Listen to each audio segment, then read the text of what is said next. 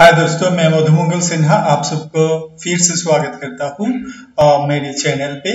Friends, आज हम UGC net की पेपर 1 से यूनिट 10 जो है हायर एजुकेशन सिस्टम, वहाँ से इसके पहले जो क्लास था उसमें हम 18 क्वेश्चन को PYQs को सोल्व किया है। फ्रेंड्स, अब हम रिमेनिंग क्वेश्चन को सोल्व करने की कोशिश करेंगे, जितने हो सके करेंगे। तो चलिए फ्रेंड्स, डिस्कस करते हैं आज की जो क्वेश्चन है उनकी, देखते हैं क्या इंपॉर्टेंट क्वेश्चन है। फ्रेंड्स, पहले से मैं एक बात कहूँ फ्रेंड्स, आप अगर कुछ क्वेश्चन को समझने में कोई दिक्कत हो तो आप वीडियो को रोक के कंफर्टेबल आराम से आप देख के नेक्स्ट क्वेश्चन में जा सकते हो। ठीक है फ्रेंड्स, उसके बाद भी अगर कोई दिक्कत हो तो आप कमेंट कर सकते हो, मैं इसके बारे में जो क्लियरिफिकेशन में जरूर दूंगा। फ्रेंड्स, तो मकसद है कि हमारी जो लर्निंग है ये परफेक्ट हो, इस बार JRF हमारा हाथ में हो। चलिए फ्रेंड्स, देखते हैं, शुरू करते हैं आज की क्लास में। 19 नंबर क्वेश्चन जो है, universities having central campuses for imparting education are called. जो यूनिवर्सिटीज के सेंट्रल कैंपस है उसे क्या कहते हैं? ए ऑप्शन में क्या है? Central universities. ऑप्शन बी है डीम्ड यूनिवर्सिटीज, सी रेसिडेंशियल यूनिवर्सिटीज, और डी में है फ्रेंड्स ओपन यूनिवर्सिटीज।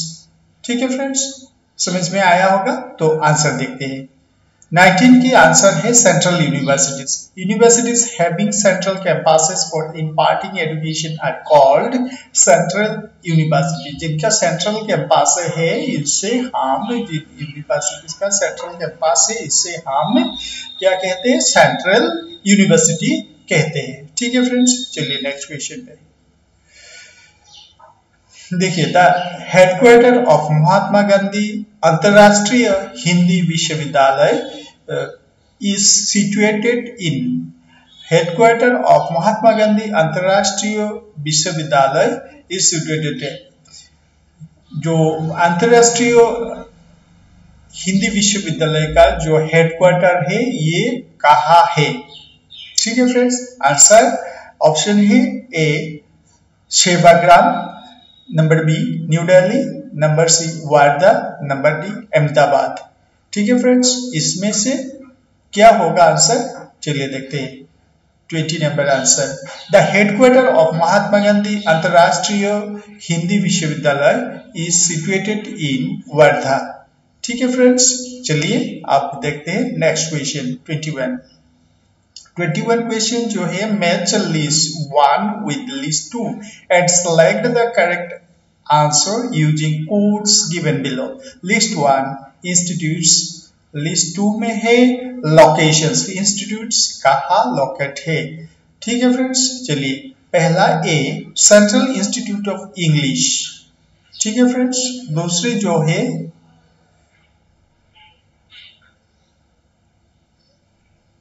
ग्रामोदय विश्वविद्यालय, ये वाई होगा friends, Gramodaya Vishwavidyalaya. Number C central institute of higher Tibetan studies, D है इग्नो। आप बात करते हैं लोकेशंस की, चित्रकूट एंड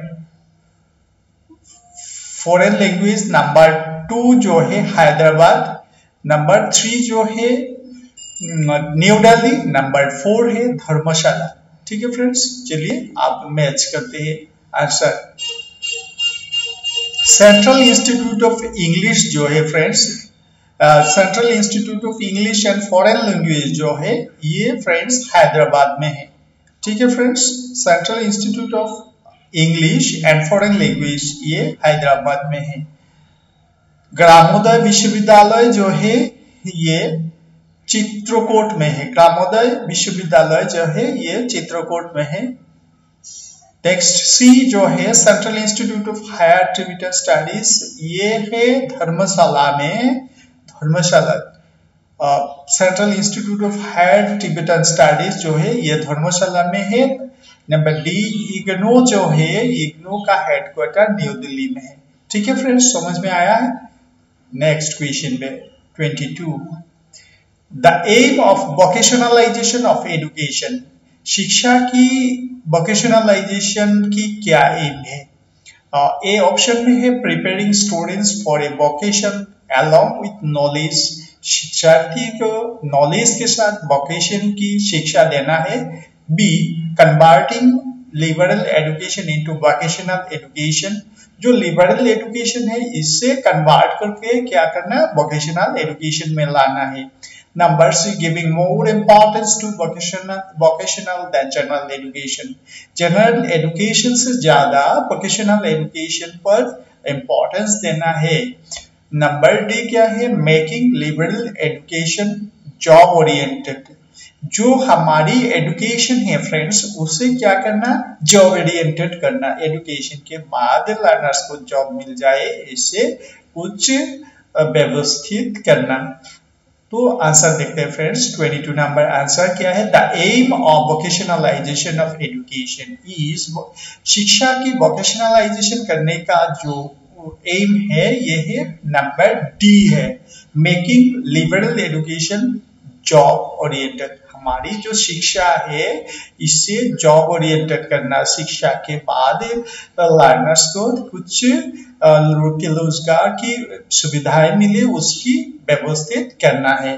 ठीक है फ्रेंड्स, चलिए नेक्स्ट क्वेश्चन पे 23, NAAC is an autonomous institute under the aegis of, NAAC जो है ये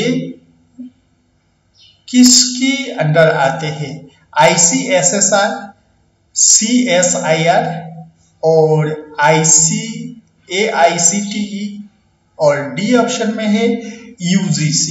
नेट जो है फ्रेंड्स ये ऑटोनोमस बॉडी है, ये किस प्रतिष्ठान की अंदर, किस प्रतिष्ठान के दायरे में आते हैं? तो देखिए फ्रेंड्स आंसर देखते हैं, नेक is an autonomous institute under the aegis of UGC, नेक जो है ये UGC के अंदर एक ऑटोनोमस इंस्टीट्यूट है। ठीक है फ्रेंड्स, चलिए नेक्स्ट क्वेश्चन देखते हैं। National council for women's education was established in, जो महिला के लिए जो जातीय कमीशन है, काउंसिल है शिक्षा के लिए, जो जातीय काउंसिल है ये कब एस्टैब्लिश हुआ है? नंबर ए ऑप्शन है 1958 में, ऑप्शन बी जो है 1976 में, ऑप्शन सी है 1989 में और ऑप्शन डी है 2000 में है। National council for women's education was established in, national council for women education कब एस्टैब्लिश हुआ था? आंसर है 1958, national council for women's education was established in 1958। ठीक है फ्रेंड्स, चलिए नेक्स्ट क्वेश्चन देखते हैं। 25, which one of the following is not situated in New Delhi, इसमें जो दी गई है और 4 ऑप्शन है, इसमें कौन सा इंस्टीट्यूट नई दिल्ली में नहीं है? यानी इसमें 3 इंस्टीट्यूट जो है ये सिचुएटेड कहाँ है, ये दिल्ली में है, एक दिल्ली में नहीं है, कौन सा इंस्टीट्यूट दिल्ली में नहीं है उससे फाइंड आउट करना।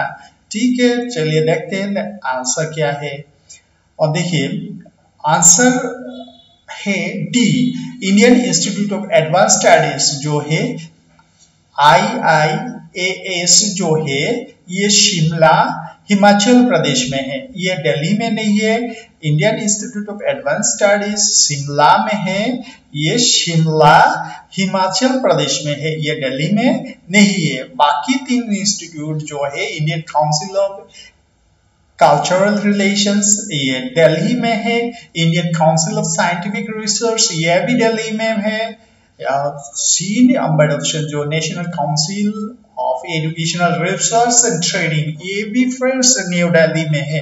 ठीक है फ्रेंड्स, चलते हैं नेक्स्ट क्वेश्चन पे। 26 नंबर क्वेश्चन क्या है, autonomy in higher education implies freedom in, autonomy स्वायत्त शासन जो कहते हैं autonomy of higher education, higher education के लिए स्वशासन जो है ना फ्रेंड्स ये क्या है, ये किसकी फ्रीडम को इम्प्लाई करते हैं, किसे समझना चाहिए? नंबर ए एडमिनिस्ट्रेशन को इम्प्लाइज करते हैं, नंबर बी पॉलिसी मेकिंग को इम्प्लाइज करते हैं, या नंबर सी फाइनेंस को इम्प्लाई करते हैं, नंबर डी करिकुलम डेवलपमेंट को इम्प्लाइज करते हैं। यानी autonomy in higher education implies, autonomy in higher education की सोसाइजेशन के द्वारा हम किसे समझते हैं। ठीक है फ्रेंड्स, देखिए आंसर देखते हैं 26 number question. Autonomy in higher education implies freedom in curriculum development. तो सोसाइजेशन की बात जब की जाती है हायर एजुकेशन में, ये करिकुलम डेवलपमेंट में सोसाइजेशन की बात कही जाती है। ठीक है फ्रेंड्स, चलिए नेक्स्ट क्वेश्चन देखते हैं। इसमें है match list 1 with list 2 and select the correct answers from code given below. यहाँ लिस्ट 1 के साथ लिस्ट 2 जो है उन्हें क्या करना, मैच करना। इंस्टीट्यूशंस है लिस्ट 1 में, लिस्ट 2 में क्या है, लोकेशन से। इंस्टीट्यूशंस जो है ये कौन सा लोकेशन में सिचुएटेड है, इसे मैच कराना है। लिस्ट इंस्टीट्यूशंस क्या क्या है, doctor Hari Singh Gaur university, B में है SNDT यूनिवर्सिटी, सी में है MS यूनिवर्सिटी और डी में है JN Vyas university. List of locations में क्या है फ्रेंड, देखिए नंबर 1 मुंबई, नंबर 2 में बड़ौदा, नंबर 3 में जोधपुर और नंबर 4 में है सागर। ठीक है फ्रेंड्स, आप चलिए समझ में आया तो आप देखते हैं आंसर क्या है। देखिए फ्रेंड्स, पहला जो है ए डॉक्टर हरि सिंह गौड़ यूनिवर्सिटी, ये नंबर 4 के साथ मैच है, ये सागर में है। डॉक्टर हरि सिंह गौड़ यूनिवर्सिटी ये कहाँ पे है, सागर पे है। और नंबर बी जो इंस्टीट्यूट है SNDT university, SNDT university friends ये 1 ऑप्शन के साथ मैच करते हैं, यानी ये मुंबई में है। SNDT यूनिवर्सिटी कहाँ पे है फ्रेंड्स, मुंबई पे है SNDT यूनिवर्सिटी। ठीक है फ्रेंड्स, आप भी बात करते हैं सी की, जो है MS यूनिवर्सिटी। MS यूनिवर्सिटी जो है ये फ्रेंड्स कहाँ लोकेटेड है, ये बड़ौदा में लोकेटेड है। ठीक है फ्रेंड्स, अब लास्ट जो रहा है ये है JN व्यास यूनिवर्सिटी। हाँ फ्रेंड्स, JN व्यास यूनिवर्सिटी ये कहाँ है, जोधपुर में लोकेटेड है। ठीक है फ्रेंड्स, तो यहाँ 4 यूनिवर्सिटी के साथ 4 यूनिवर्सिटी कहाँ लोकेटेड है ये हमारी समझ में आया होगा। ठीक है फ्रेंड्स, चलिए नेक्स्ट क्वेश्चन नंबर 28 पे चलते हैं। According to Radhakrishnan Commission, the aim of higher education is, Radhakrishnan commission के अनुसार जो एम ऑफ हायर एजुकेशन, उच्चतर शिक्षा की जो एम्स है, उद्देश्य है, ये क्या है। पहला ए ऑप्शन में क्या दी गई है, to develop the democratic values, peace and harmony की बात की गई है। यहाँ विकास कहाँ किसका, मूल्यों या शांति और एकता की बात की गई है। बी में क्या कही है बात, देखिए friends, to develop great personalities who can give their contributions in politics.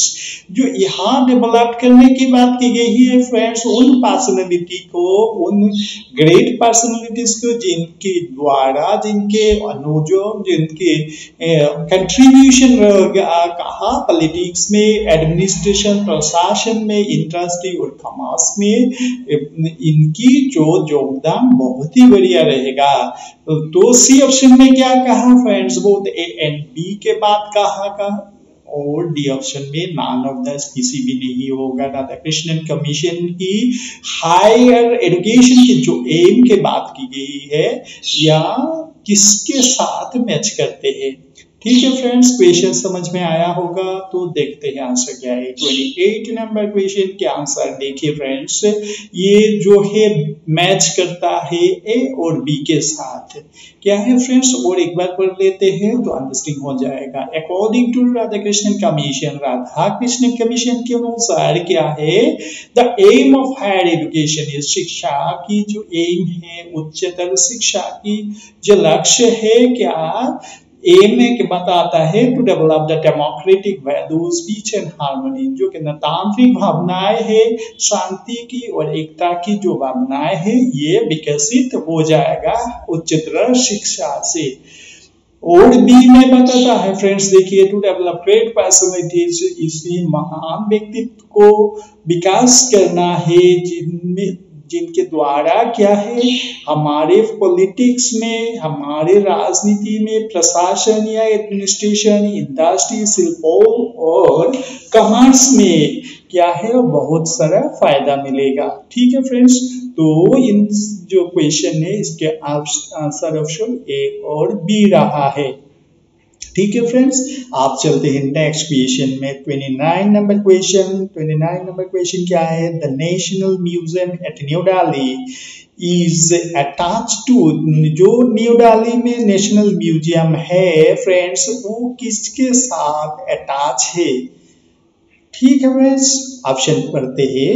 A Delhi university, B में बात कहा ए डीम्ड यूनिवर्सिटी, इसमें एक डीम्ड यूनिवर्सिटी है। सी में कहा a subordinate office of the JNU का एक ऑफिस के साथ ये म्यूजियम अटैच है। और डी ऑप्शन में कहता है फ्रेंड्स क्या, देखिए part of ministry of tourism and culture, ministry of tourism और कल्चर के पार्ट है नेशनल म्यूजियम। ठीक है फ्रेंड्स, क्वेश्चन समझ में आया?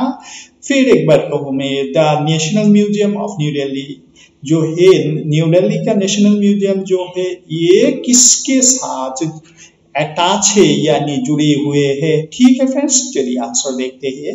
29 number answer, the national museum at new Delhi is attach to, national museum New Delhi का जो नेशनल म्यूजियम ये a part of ministry of tourism and culture.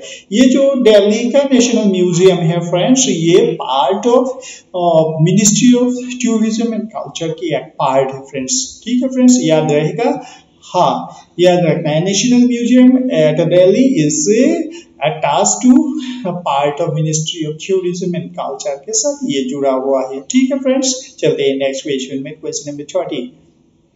देखिए friends, the accreditation process of National Assessment and Accreditation Council (NAAC) differs from that of national boards of accreditation in terms of, यानी friends साफ कहना से ये क्या है समझना होगा क्या NAAC के साथ NAP की क्या डिफरेंस है। ठीक है friends, national assessment council accreditation council के साथ NAP जो है नेशनल बोर्ड ऑफ एक्रीडेशन का क्या डिफरेंस है इसे समझना है।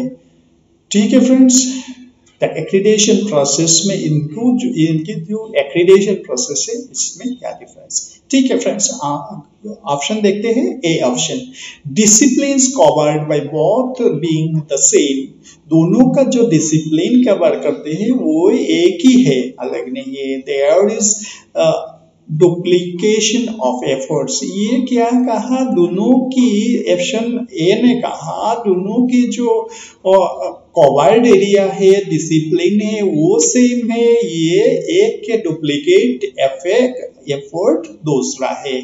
यानी ये कहना चाहते हैं कि दोनों की जो अलग अलग बॉडीज है, ये दोनों अलग अलग बॉडीज का कोई जरूरत नहीं है, एक के दूसरे के काम ही करते हैं, ये अलग नहीं है। ऑप्शन बी में देखते हैं friends, one has institutional guiding approach, कि एक ने इंस्टीट्यूट को गाइडिंग अप्रोच करते हैं, गाइडिंग करते हैं, and the other has programme guiding approach, और दूसरे ने जो प्रोग्राम रहते हैं ना यूनिवर्सिटीज में फ्रेंड्स उसका ग्रेडिंग करते हैं। ठीक है फ्रेंड्स, नंबर सी ने क्या कहा, देखिए once get accredited by NAB और NAAC, अगर एक बार NAB या NAAC से एक्रीडेट हो जाता है, the institute is free from renewal of grading. अगर NAB या NAAC ने किसी एक ने अगर एक्रीडेट कर देता है तो क्या है, ये रिन्यूअल से फ्री हो जाता है, ग्रेडिंग के लिए जो रिन्यूअल होता है ना फ्रेंड्स उससे फ्री हो जाता है, which is not a progressive decision, ये एक प्रोग्रेसिव डिसीजन नहीं है, ये एक अच्छा डिसीजन नहीं है। क्या कहा फ्रेंड्स? सी ऑप्शन क्लियर हुआ क्या? फिर एक बार मैं बताता हूँ, once get accredited by NAC, the institution is free from renewal of grading, which is not a progressive decision। अगर NAB या NAC के दोनों से किसी एक ने किसी एक इंस्टीट्यूट को एक्रीडेट कर दिया तो ये रिन्यूअल ग्रेडिंग से फ्री हो जाता है, ये कोई अच्छी बात नहीं है। ठीक है फ्रेंड्स, अब डी ऑप्शन क्या कहते हैं देखते हैं। This accreditation amounts to approval of minimum standard in the quality of education in the institution concern. ये जो accreditation amounts to approval of minimum standard, जो मिनिमम स्टैंडर्ड के द्वारा ये अप्रूवल हो जाता है in this quantity of education in institute concern, ये इंस्टीट्यूट कंसर्न की बात, क्वालिटी की बात नहीं होती। ठीक है फ्रेंड्स, तो आप देखते हैं आंसर क्या है। 30 का जो आंसर है, 30 का आंसर क्या हुआ है?